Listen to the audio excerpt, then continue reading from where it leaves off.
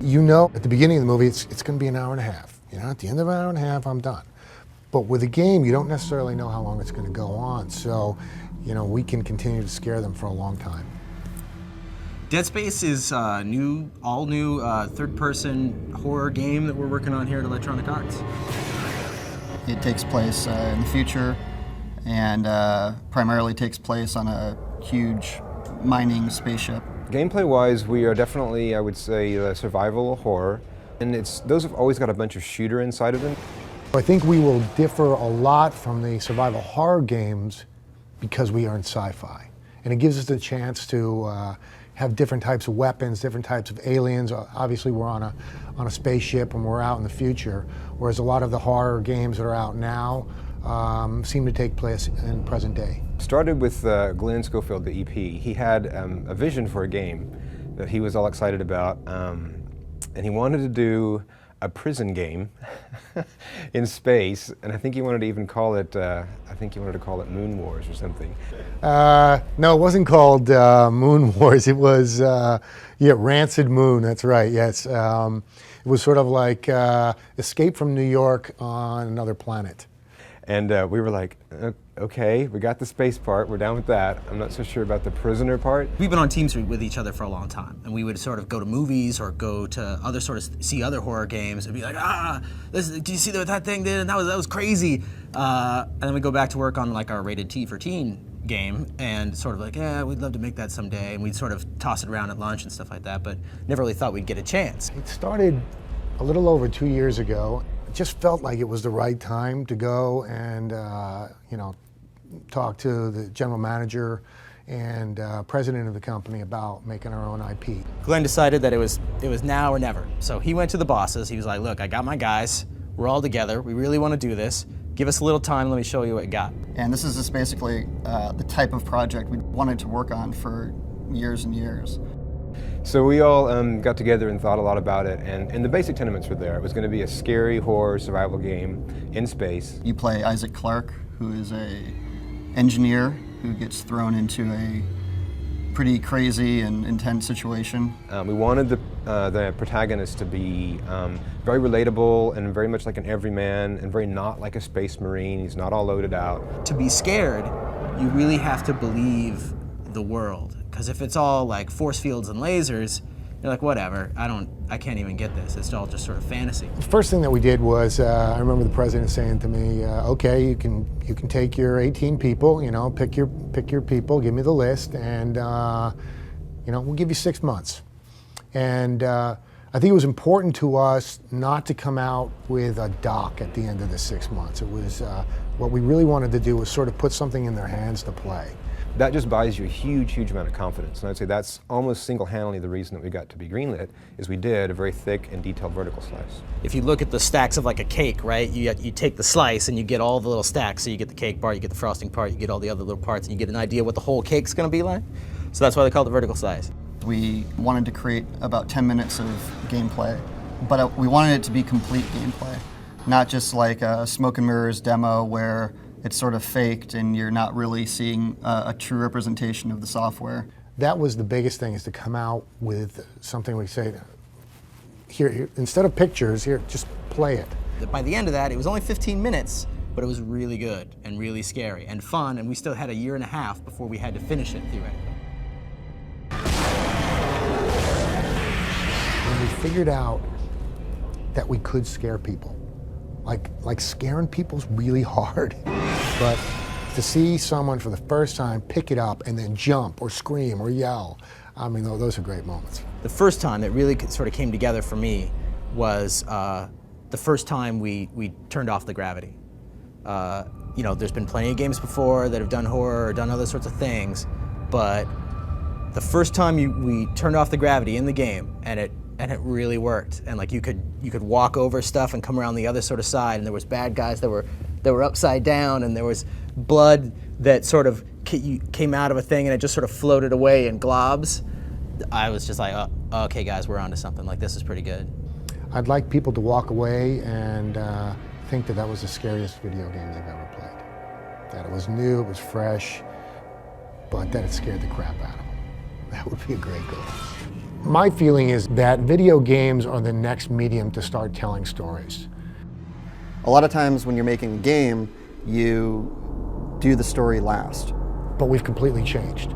We said the story is really important. Start from the beginning, and that will inform the different objectives and routes that the character will take. And we are constantly refining the story to make sure that it's actually revealed in a way that you're interested in watching and at the right points. I hope that the story is compelling enough that it will make them stop because they're afraid to go on without knowing more about what it is they're going to encounter.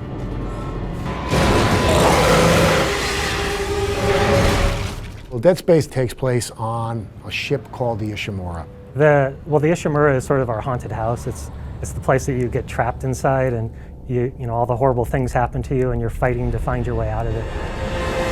The setting is really dark and foreboding in just the best of times, so it makes for a great opportunity to make the player scared all the time. The future that we're describing is one where there's enormous resource constraint. Basically, mining and getting resources for Earth or for other inhabited planets has become incredibly difficult. And what they do is they go out to big planets that are deep, deep out in space, and they mine the whole entire planet. They just rip it to pieces. And once we had that image of like this planet being ripped apart, we thought, well, what if you ripped apart a planet and there was something inside it? Creating a rich backstory is important because it gives you the grapples to make it real for people. Otherwise, everything becomes just a 2D cardboard cutout of some kind of cliche stereotype, and it's not really entertaining at that point because everyone's kind of seen all that already.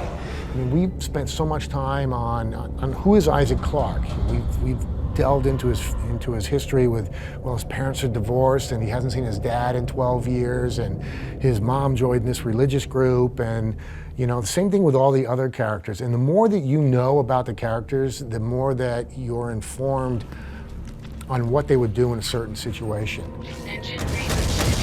You get sort of the grand story, and you get to be the guy that finishes it, goes through with your own little personal story and learns about everybody else's, and they all kind of wrap together in the end. The story unfolds in the game to you just as it does to Isaac. Either you're getting your story through video logs or through events that are happening right in front of you. It's really key to immersion because you don't have anything interrupting the player's experience on the controller. It's really important for us to keep the story grounded because this is a horror story. This isn't Star Wars, this isn't space fantasy. Because science fiction sort of works against horror, like they sort of fight each other, and you really have to keep the science fiction thing in check if you want the horror to come out. I think the story of Dead Space is powerful because of its intensity and because of its realism. And I think you don't see that in games a lot. Right from the beginning, we wanted to make a really good story. We wanted to make a very, very strong story. And that's because that's the kind of game that we want to play. The sound and music on Dead Space, I think, are more important than they have been on any game, certainly that I've worked on.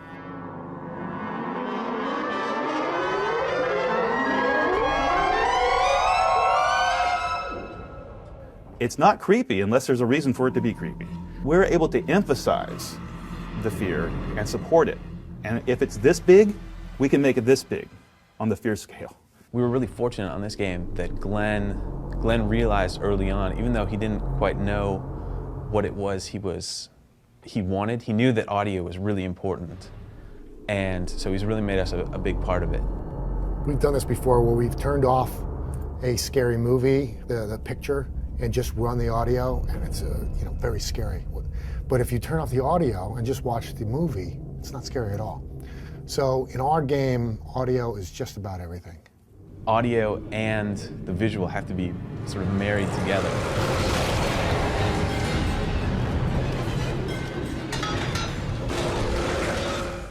The way we make simple things scary is really not about the sound itself, it's about the situation. It's about why that sound happened, the timing, right? It's about what was the reason for that. And usually it's, I don't know what the reason was. And you're completely mystified. Why did that sound happen? and you look around, and you know something's out there, but you don't know what. And it's that not knowing that makes you scared.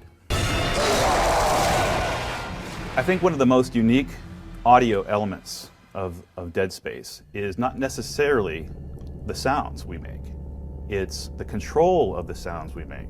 Well, the fear emitters is something that Don came up with a long time ago. It was sort of right at the very beginning of the game because we were trying to find a way that that was different than other games, that you could build up the fear, but also try and make it work with interactive. What the fear emitter does, it just controls things. It can control the lighting, it can control anything. But what we do is we use it to control the music. And some of the problems with doing an interactive game is that you would have the sound building up, then you would stop. The player would stop, and you still have the build up. So with the fear emitters, what we were able to do is sort of have this cone of influences, and the closer and closer you got to an enemy, the louder he would get, the more scary he would sound.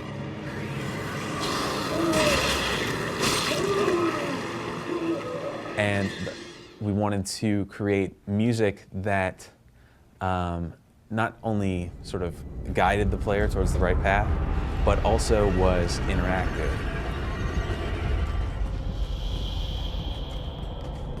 One of the things that's motivated us throughout the whole game is sort of reality, and as close to reality as you can possibly get. And we know that you don't really hear much in space. Everything goes dead, and we filter out almost everything. And what you hear is more of the heart pounding and your breathing. That's the main thrust of the sound. But when you're fighting a creature, you need to, if the guy's out there, you need to have some kind of, so the way we work it is that these are the sounds that are coming through the metal of the ship, through the boot, the grav boots, and into his helmet, right? So you can kind of hear a little bit, but nothing else. And that's been a really big hit, because as soon as you open the door, we kind of change the palette, and then we change the sound, and you feel like you're in space.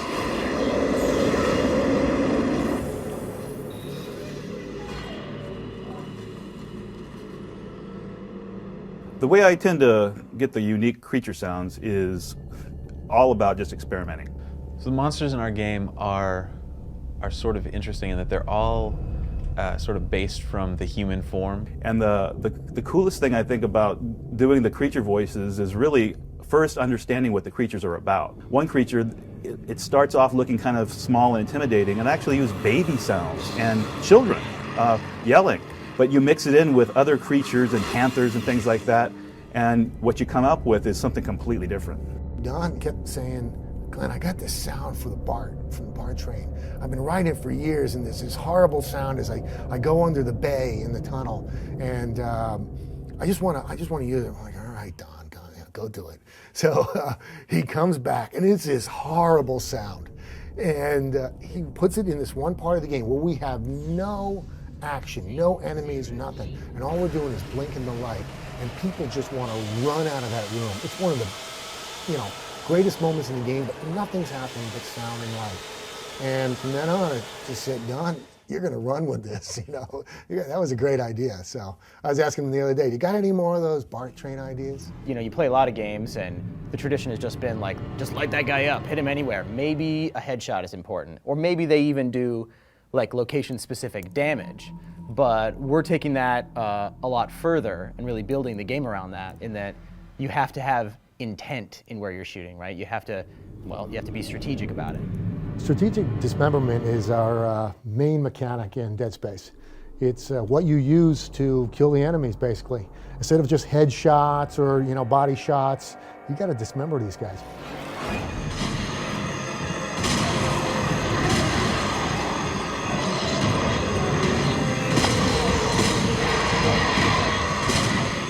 Wanted something that wasn't just fire blindly and sort of light things up, and you got a bunch of guns and you just sort of overwhelm dudes. We wanted the player to feel sort of just powerful enough and to use a lot of improvisation. Wouldn't it be cool if you cut off their legs and they kept crawling at you? If they cut off their head and they still came at you a different way. So we went deeper and deeper into that, and it just felt like something really new and really cool. You think about horror movies, right? And it's like When they're being chased, people are always required to do more fine movements, like get the car keys in the lock and like start or dial the phone or whatever. Like big swing and punching, that's not as big. Like trying to pull off something finer under stress is more scary. You know, it started to inform what our enemies looked like. You just couldn't have an enemy without tentacles or legs or things like that, because if dismemberment is the key to the game, it starts to tell you that you got to have enemies that have pieces to dismember. So from the very start, once we had adopted the strategic dismemberment as sort of our core gameplay mechanic when it came to our shooting, we developed all of our weapons and tools to work with that system in a very specific way. When I have a couple of slashers coming up to me, I'll probably take out their legs with the plasma cutter, or I might even switch to plasma cutter. So that kind of turns, and I can cut off their arms, so I know that they're not going to attack me that way. If you take the pregnant, right? So that there's a bad guy, that's got an area you definitely don't want to shoot. So you're probably not going to want to use any of our tools that have an area effect, or do something like that, because you're going to hit parts you don't want to by accident. Now, it's not that he's resistant or more or less than whatever, but strategically, you need to sort of be thinking that way. You know, personally, when I see that one of the pregnants come up, what I want to use is stasis on them, and then I want to cut off their legs with a line gun. My favorite dismemberment in terms of really seeing the cause and effect and changing things is cutting off a Necromorph's head. You cut off his head, and he's just going to come at you wildly. I mean, he's blinded, but he still knows you're around. And he can sort of upset the herd, right? If you got like 3 guys around, you sort of take off one guy's head, then he starts to wail and flail and come at you, and that can sort of affect the whole battle in a way that sort of upsets things, and you don't get this sort of group coming at you all organized anymore. Plus, it just looks really cool. But decapitation is not necessarily the best way to go about some of them.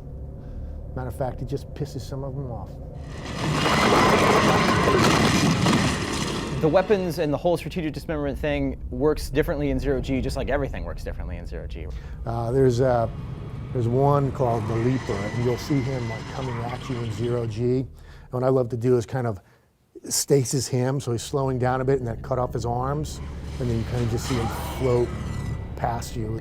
We're constantly trying to keep people in that sort of scared, tense zone, right? And so just think about it. You know you've got 4 bullets left. How are you going to work that out? And that's interesting and sort of scary, because you're like, if you get the first one right, now you only need 1 more, but then you missed it, and now, I gotta hit that one. And you're sort of always going back and forth, and you see that number counting down. Now you only got 2. What are you gonna do, buddy? It's also really key that I can dismember parts of these guys, like their arms, and then I can actually use that as a weapon. So I can cut off their arm and use my TK gun, and then shoot that back at them. What has me really excited about strategic dismemberment, just as a thing that we've sort of accomplished, is I like shooters. I play a lot of them, right? But it tends to be, there's a guy, take him down, bink. Okay, there's a guy, take him down, bink, and you just sort of do it, and you might kill thousands of dudes the exact same way the whole time. And this strategic dismemberment thing brings a thought process and a variety and excitement to stuff that I think is pretty special, and I'm pretty proud of. What really makes something scary is the timing. The timing of all the elements that you're going to use. For example, if you're going to have something run by, the animation, the lighting, and the sound effects have to just really match up. I think timing relates to fear in that the best type of scare moment is the one that even if you know it's coming, it can still scare you. In a video game where the player actually has full control over the character, they can be looking at any place at any given time. So in order to ensure that we can hit them with a good scare moment, you really need to work with the design team, with the art team, to kind of frame and focus on a specific area or event within the game. You know, sometimes you think, wow, they'll never do anything scary right now. I got a moment to pause, and no. That's the exact moment that's going to scare the crap out of me. I think throughout the game there's a variety of different types of horror moments that you'll encounter. You'll have kind of the tension building moment where you're not sure what's going to be around the corner.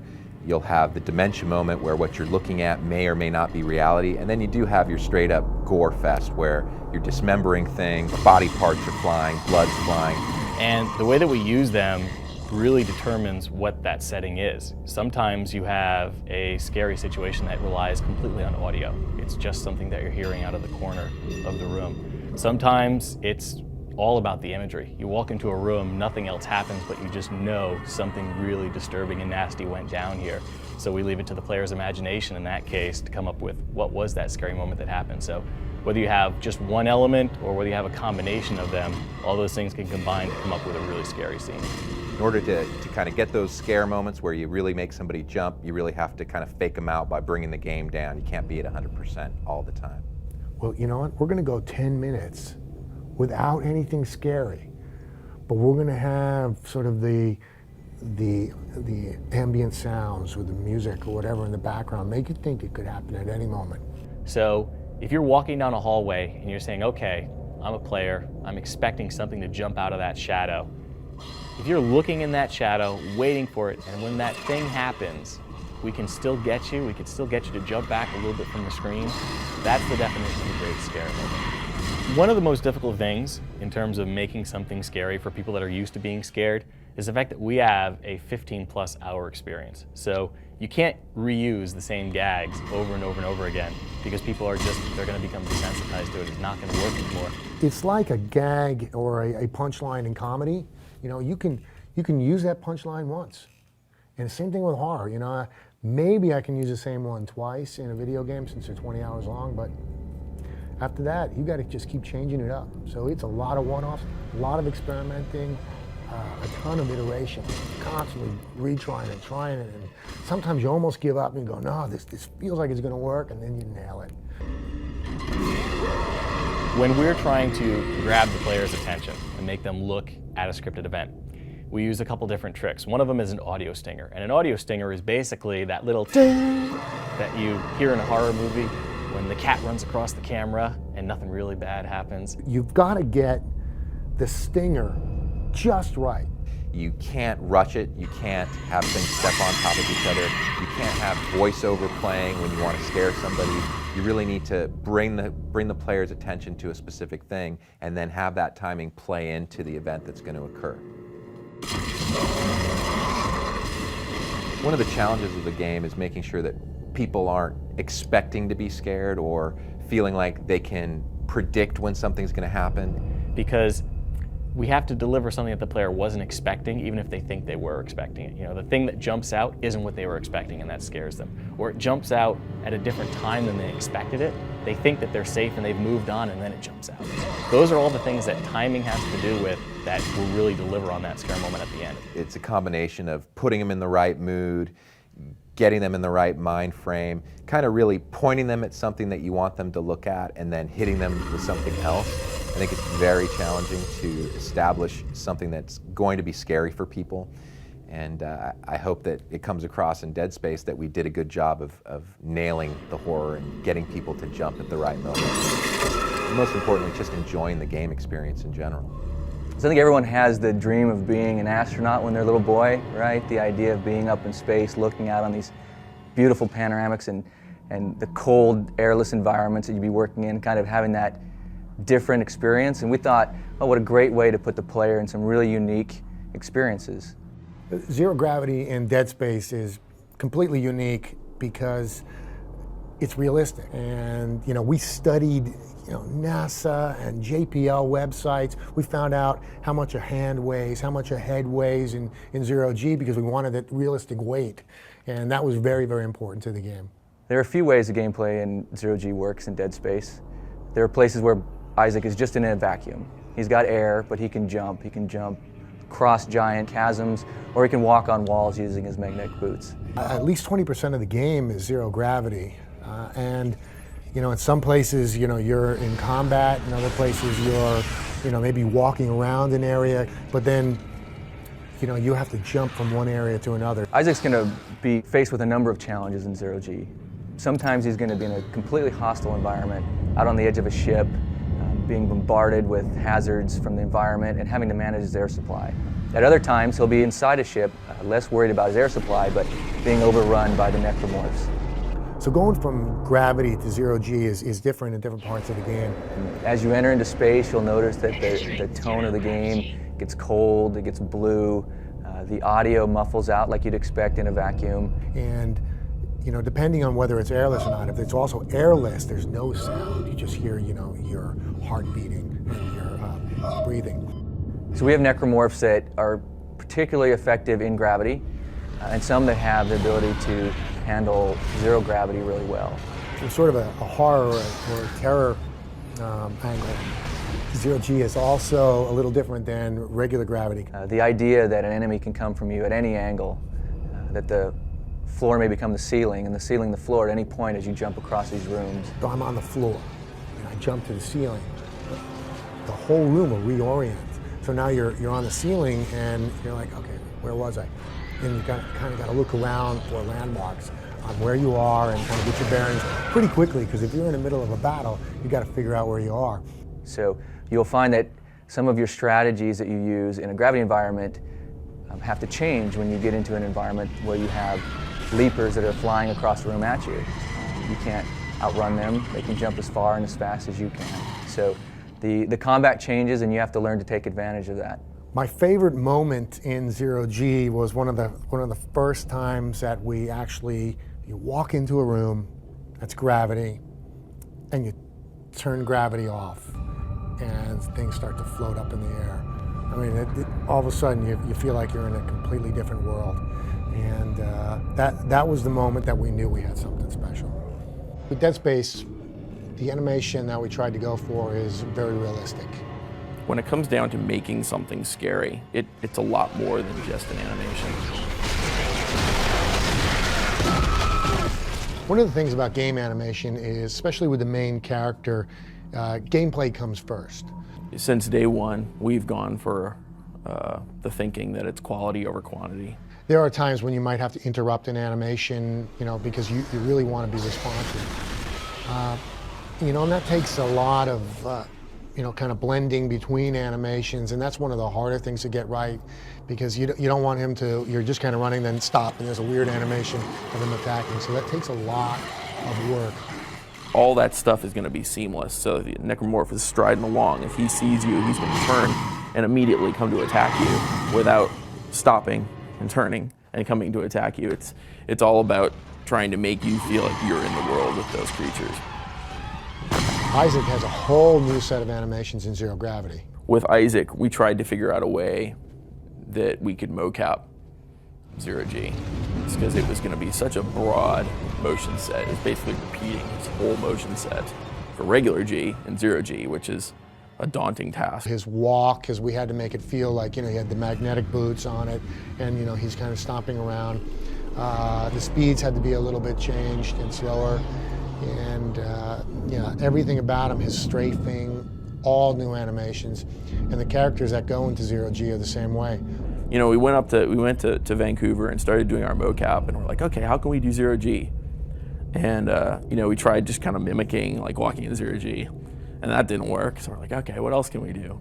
And the one thing we came up with that was close was we had a couple of the guys at the studio tie bungee cables to my legs and then walk behind me with the bungee cables as I kind of like did this big sort of stepping look. And so that's what we started with zero-G, and surprisingly enough, it actually gave a pretty good sort of like magnetic boot sort of feel walking. Isaac can die in so many ways. I don't think we've ever really counted, because, you know, every different part of him can be cut off. Maybe I'm just a demented person, I don't know, but you know, I would as soon as I would see a character and I would see the blades, or I would see the spikes coming out of the guy's back, I'm thinking to myself, I can totally picture one of those spikes like going up underneath Isaac's helmet and then just tearing his face off. We figured if you're going to die in the game, let's make it as entertaining as hell. And so we got some pretty entertaining deaths.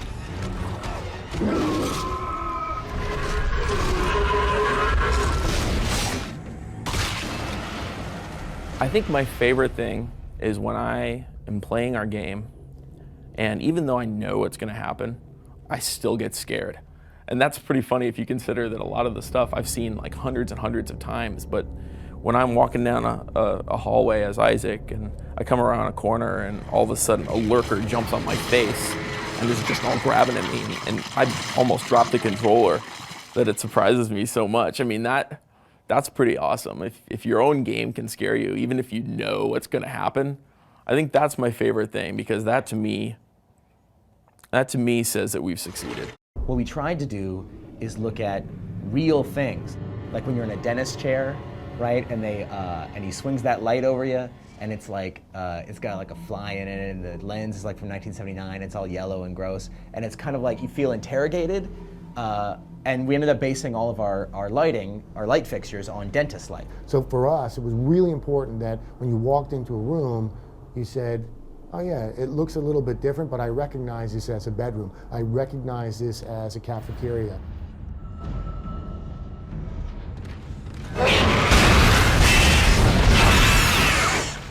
You'd think that it'd be super easy to like make up a spaceship, and in a way it kind of is. But if it's like all fantasy and magic and stuff, people aren't going to believe that this horror stuff is going to happen, and it won't really make them feel scared. It's sort of how we envision the future. You know, it's not going to be the sterile environment. It's really sort of dirty and dank. We wanted it grounded in reality, but we also needed a foundation on which to start the art. And what we chose was Gothic architecture. Now when I say that, people kind of freak out and they start to picture, like I said, like really Gothic, like some 14-year-old drawing on a peachy, right? And he's all emo and you know, and he's all sullen. It's not that at all. You wouldn't even recognize it. It's not a flying church. If you look at the game right now, you might go, where'd you get, where's Gothic, right? But what it did was it started with this rule set. A lot of the world stuff and the forms, you'll see a lot of repeating ribs and open supports and things that sort of evoke human body structure. And that's why Isaac has got, there's a lot of ribbing on Isaac, and there is the ribbing on the ship. You can really see how the gravity works in a Gothic building, and how the weight is distributed and leads to the floor, and it feels very real, like you know how that building is held up. These people had to live on the ship too. So we thought about, you know, where would they sleep, what would they do for fun, how would they grow their food, and I think these are all the different areas that you'll see within the Ishimura. And rather than just as a set for more horror to happen, we actually thought about, okay, well then they grow food here and they package it and move it here, and you'll see advertisements for that food and the drinks, the movies that are playing that week, the ones that are upcoming, and it helps establish what these people cared about and what they were gonna do, and then when you see what happened to them, it's that much more horrific.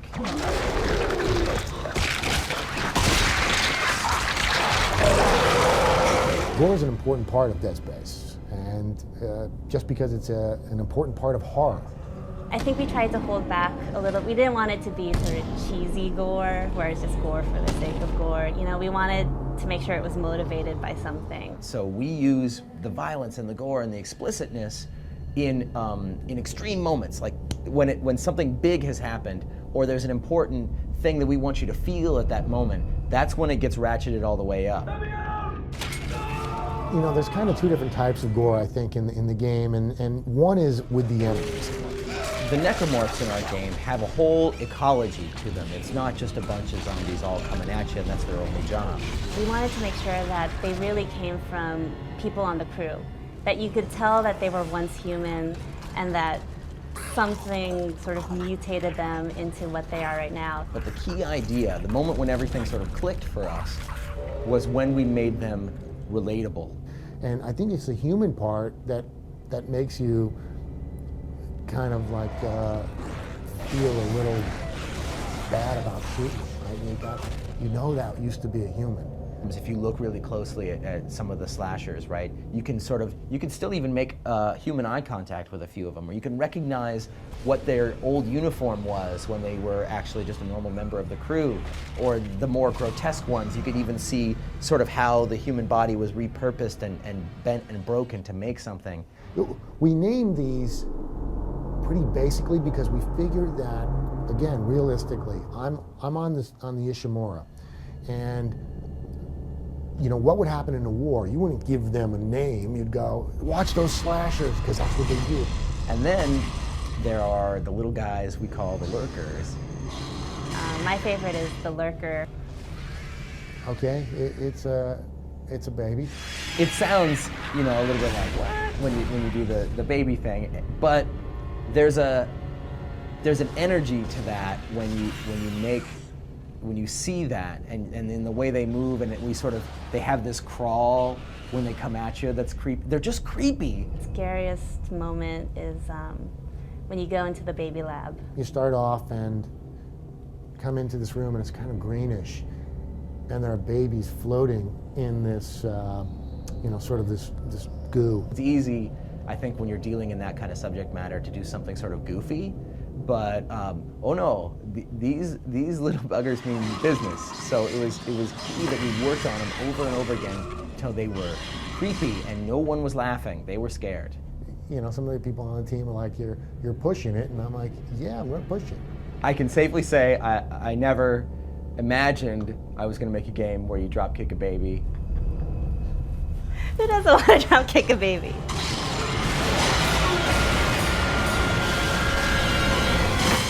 Our whole point starting the game, starting right from the beginning of designing the game, was to try and immerse the player. We wanted someone who you could feel would get scared, even though they have to wear gear because they're going out in space and cutting up big rocks and all that kind of stuff. When you look at his gear, it's not designed to get shot at. It's designed to help him lift things. It's like a forklift that he wears.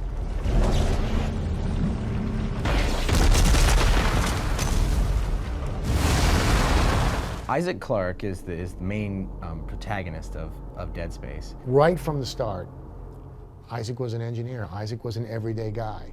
We wanted to make sure that people didn't think he was a space marine or a superhero. It was very important that he feel very relatable, because to us that's a great way to manage tension with the player, because you don't feel like you're capable at all times. You don't feel like you're overmatched against the enemies. You feel like you are very, very vulnerable, and the things you're doing are even more brutal because you're just a normal guy doing them. He works at the main company headquarters, and they lose communication with one of their planet cracking ships, so they send him out, he thinks, just, fix up some ship systems and get him up again. Isaac volunteers to go on the mission because he has received a somewhat cryptic message from his ex-girlfriend, Nicole. He hasn't heard from her in a while, and the last transmission he did get from her is a bit odd. It's strange. It's not her. It's all falling apart here. I can't believe what's happening. Isaac is rapidly thrust into a situation that is out of control. One of the really fun things about developing this whole world and stuff was going really deep on the backstories of these characters.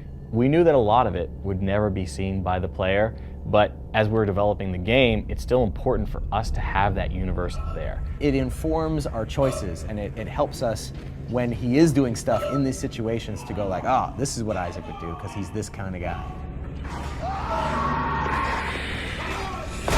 Isaac's suit is a standard issue engineering suit when you start the game. But pretty quickly he realizes that he's going to have a whole different job on this ship, meaning just trying to survive. So he has to scavenge tools and turn them into weapons, and he gets suits from the engineers on ship that are a little bit sturdier, that are designed for picking up heavy rocks and cutting them apart and existing in these very hostile situations. The No HUD approach was our way of creating the most immersive experience possible. We wanted to have nothing between the player and what was happening on screen. One of the hardest things to pull off was our idea of having no heads-up display. If I've got a HUD all over the screen, I've got my health bars and things like that, and I come into a scary situation, it doesn't feel as scary. It doesn't feel like, I feel like I'm in a video game. And we thought that was going to be difficult. We just didn't know how difficult, because there's a lot of information to convey to people. All the information that you need is communicated when you need it. So having his health bar down his back, or having his stasis meter on his shoulder, or having the ammo counter pop up when you raise your weapon as a projection, these are all things that allow us to make sure there's a very immersive experience. There's nothing between you and what's happening on screen. When you do get lost in our game, instead of just an arrow, Isaac does a little move and he projects a line onto the ground that is a plausible navigation system in the world. We wanted you to feel like there was a fictional basis for us having no HUD. It wasn't just to have no HUD for no HUD's sake.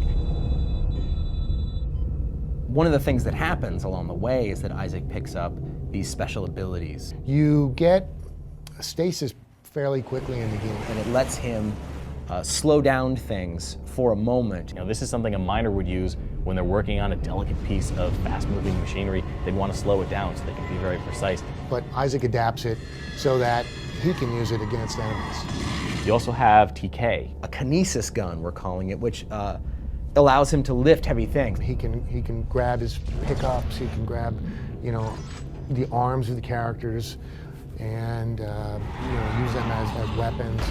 And then Isaac also has zero-gravity boots, which allow him to make a zero-G jump. Which come in pretty handy in areas of the ship that either were meant to be zero gravity or areas that aren't meant to be zero gravity. They get blown out or he's on the outside of the ship, and that's how he survives and keeps from floating away. The original idea was, let's just have a couple of mechanics and go really deep with them. All of the special abilities that Isaac gets along the way really play into not just the sort of puzzle solving and the fiction, but the combat as well. If you're smart about using all your mechanics, you can get away with killing an enemy with one bullet.